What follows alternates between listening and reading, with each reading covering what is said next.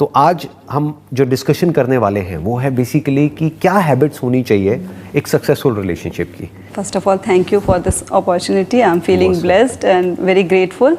और मुझे सबसे अच्छी बात ये लग रही है कि आपने जो इस प्लेटफॉर्म से सबको बताने का जो अपना इनिशिएट लिया है कि habits of a successful relationship, this is something जो हमने स्कूल में नहीं सीखा, समथिंग जो हमने कॉलेज में नहीं सीखा, हमने प्रोफेशनल ट्रेडिंग्स में भी नहीं सीखा, एंड इनफैक्ट हमारे फैमिली में भी हमें कोई नहीं सिखाता है ना। और हमें सिखाता कौन है, कहाँ से सीखते हैं हम? कहीं से तो सीखते हैं, देन मूवीज से सीखते हैं। एग्जैक्टली राइट पॉइंट, हम सीखते हैं मूवीज से। उससे क्या होता है कि एक ना कुछ अलग कॉन्सेप्ट माइंड में हमारे क्रिएट हो जाता है, अनरियलिस्टिक जो रियल लाइफ है एंड रियल लाइफ में है उसमें हम डिफरेंशिएट नहीं कर पाते।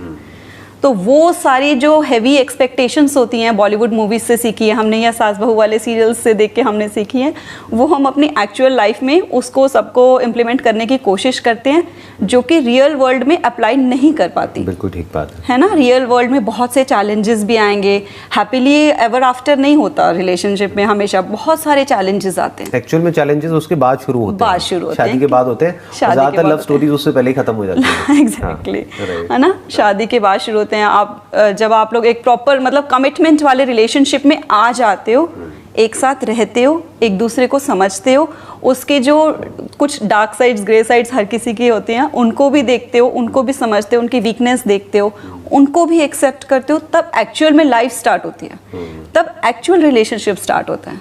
तो सबसे पहली चीज़ तो यही ज़रूरी है कि आप जब रिलेशनशिप में from the very first day आपको प्रिटेंड नहीं करना होता, आप जो हो वो एक्चुअली हो, है ना। ज़रूरी नहीं है कि सामने वाला बहुत सीरियस पर्सनालिटी है, बहुत आपको लगता है देखने से कि थोड़ा सीरियस मैच्योर है, लेकिन आपका है कि आपको मतलब ऐसे ही लगता है कि हंसी मजाक करो, तो आप वैसे ही रहो।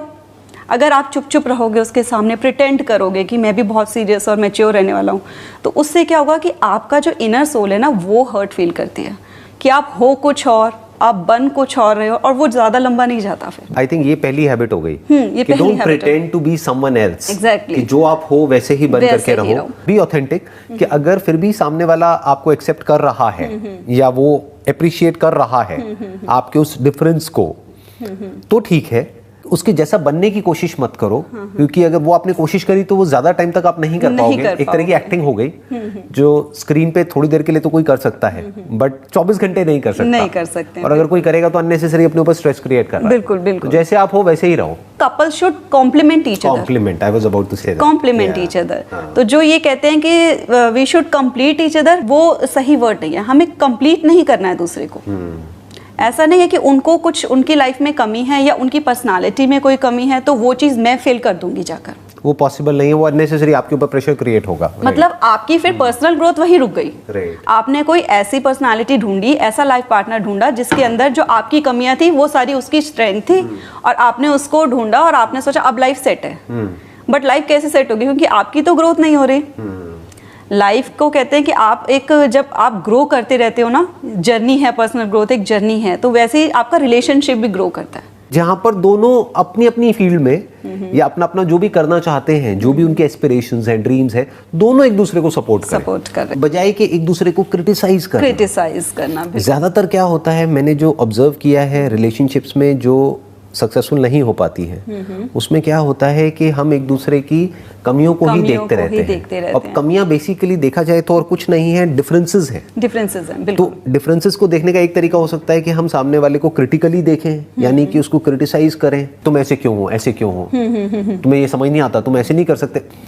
बट हमें समझना ये है कि बजाय इन डिफरेंसेस को क्रिटिसाइज करने के, we need to have a sense of awe, a sense of wonder, a sense of curiosity कि वो कितनी अलग है मेरे से। हाँ, तो अगर हम इस तरीके से उसको देखते हैं तो आई थिंक वहां से स्टार्टिंग हो जाती है टू बिकम कॉम्प्लीमेंट्री। एग्जैक्टली। और एक दूसरे को सपोर्ट करने की शुरुआत वहीं से होगी जब हम सामने वाले के जो डिफरेंसेस हैं उसको अप्रिशिएट करें, बजाय कि उसको अपने ऐसा बनाने की कोशिश करें। अपने ऐसा मतलब कि मैं ऐसा सोचता हूँ तो तुम्हें भी ऐसा ही होना चाहिए। नहीं, ये गड़बड़ हो गई। ये गड़बड़ हो गई। फिर क्या होता है कि सामने वाला जो पर्सन होता है ना, फिर ये ना एक वो कहते हैं जो ईगो होती है ना, वो बहुत जल्दी जाग जाती है।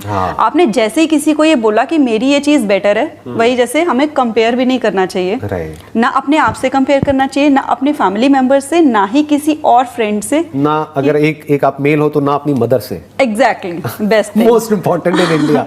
और बीइंग अ फीमेल आपको अपने फादर से नहीं कंपेयर करना, अपने हस्बैंड को, फ्रॉम अ वुमेन्स पर्सपेक्टिव अपने फादर से नहीं कंपेयर करना, अपने फादर से नहीं करना कि मेरे पापा तो मेरे लिए ऐसे करते थे, मेरे बर्थडे पर तुमने तो ये कर दिया, है ना। और ऐसे ही हस्बैंड को नहीं करना कि मेरी मम्मी तो खाना ज्यादा अच्छा बनाती है, तुझे तो कुछ नहीं बनाना आता। तो उसमें क्या होगा कि जो आप जिससे प्यार करते हो, जिससे रिलेशनशिप को स्ट्रॉन्ग करना है ना, क्योंकि स्ट्रॉन्ग रिलेशनशिप होगा तो आपकी जो वर्क लाइफ है वो भी अच्छी रहेगी, मेंटल हेल्थ अच्छी रहेगी, आपका घर आने का मन करता है, रिलेशनशिप स्ट्रॉन्ग होगा तो। Now this is scientifically proven also. या एग्जैक्टली, बहुत सारी ऐसी स्टडीज हुई हैं जहां पर ये निकल करके आया है कि जो हैप्पीनेस है, हाँ, उसका डायरेक्ट रिलेशन ना तो नेम से है, ना फेम से है, ना पैसे से है, उसका डायरेक्ट रिलेशनशिप से। एक बहुत बड़ी स्टडी हुई थी, ऑलमोस्ट आई थिंक 50-60 साल तक।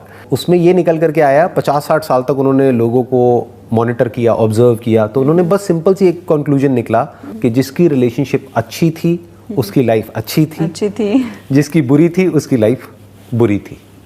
तो या यू वर सेइंग समथिंग, आप ये कह रहे थे कि कंपेयर नहीं करना है अपने आप से भी या किसी और से भी, उनको फुली एक्सेप्ट करो, राइट, फुली एक्सेप्ट करो। उनके अंदर जो आपको अच्छाइयाँ लग रही है, उनको भी जो आपको कमियां, जैसे आपने आई थिंक एक वीडियो में बोला था कि प्रायोरिटीज डिफाइन करो ना, कि आपको लाइफ में अपने लाइफ पार्टनर में एग्जैक्टली चाहिए क्या, वो सारी चीजें हैं, है ना, कि आपको ये चाहिए था। आई थिंक उस सेशन का नाम था secret of a happy relationship, if I am not wrong. Yes, हम इसमें ये भी कह सकते हैं कि we should be very clear कि हमको अपनी लाइफ में जो मतलब लाइफ पार्टनर चाहिए, जो रिलेशनशिप चाहिए फॉरएवर के लिए, तो उसमें हमें एग्जैक्टली चाहिए क्या। सामने वाला लॉयल होना चाहिए, उसका नेचर आपके साथ मैच करना चाहिए, आपको लगे कि आप कंफर्टेबल हो उसके साथ, तो कुछ एक लिस्ट जो है ना वो हमें जरूर बनानी चाहिए, रिस्पेक्ट करना चाहिए, रिस्पेक्ट हमारी करे। अब जो चीज़ें थी उसके लिए हम ग्रेटफुल नहीं है, जो हमें मेन चाहिए थी, जो हमारी प्रायोरिटीज थी लाइफ में, कि ऐसा हमारा पार्टनर होना चाहिए, उसको हम कर देते हैं साइडलाइन।